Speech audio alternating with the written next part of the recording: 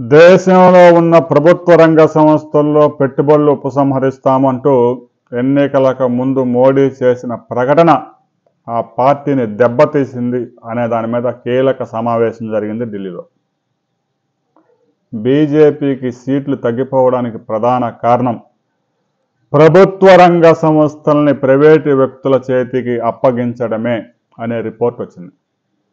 ఎల్ఐసిలో పెట్టుబడుల ఉపసంహరణ, బిఎస్ఎన్ఎల్లో పెట్టుబడుల ఉపసంహరణ, విశాఖ ఉక్కు అమ్మాలనే చేసే ప్రయత్నాలు, ఇలా భారతదేశంలో ఉన్న 200 ప్రభుత్వ రంగ సంస్థల్ని నష్టాలు వచ్చే కంపెనీలని నష్టాలు వస్తున్నాయని చెప్పేసి అమ్మడం, లాభాలు వచ్చే కంపెనీలు ఎల్ఐసి లాంటి సంస్థల్ని ప్రైవేటు పరం చేయటం, అలా చేస్తూ ఉండేసరికి ఉద్యోగస్తుల్లో అభద్రతాభావం ఏర్పడింది.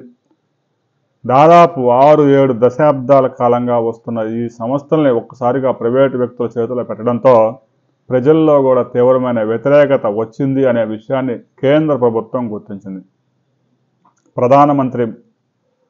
ప్రధాని మోదీ ఆధ్వర్యంలో ఇటీవల ఢిల్లీలో జరిగిన ఒక కీలక సమావేశంలో ప్రధాని కీలక నిర్ణయం తీసుకున్నారు.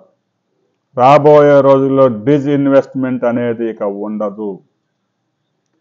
దాదాపు 2 లక్షల కోట్ల రూపాయలు డిస్ఇన్వెస్ట్మెంట్ చేయాలని 2023-24 ఆర్థిక సంవత్సరంలో కేంద్ర ప్రభుత్వం బడ్జెట్లోనే ప్రవేశపెట్టింది. అయితే ఇక రాబోయే కొత్త బడ్జెట్, ప్రస్తుతానికైతే తాత్కాలిక బడ్జెట్ నడుస్తూ ఉంది, ఈ నెల చివరిలో పార్లమెంట్ సమావేశాల్లో ప్రవేశపెట్టే శాశ్వత బడ్జెట్లో డిస్ఇన్వెస్ట్మెంట్ ద్వారా వచ్చే నిధుల్ని దాదాపుగా 10,000 కంటే తక్కువకే, 10,000 కోట్ల కంటే తక్కువకే పరిమితం చేయనున్నారు.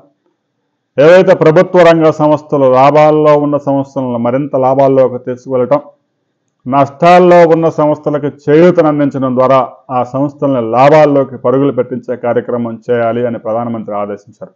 అందులో భాగంగానే విశాఖ ఉక్కు కర్మాగారం ప్రైవేటీకరణ చేయాలనే చేస్తున్న ప్రయత్నాలని వెంటనే ఆపేశారు.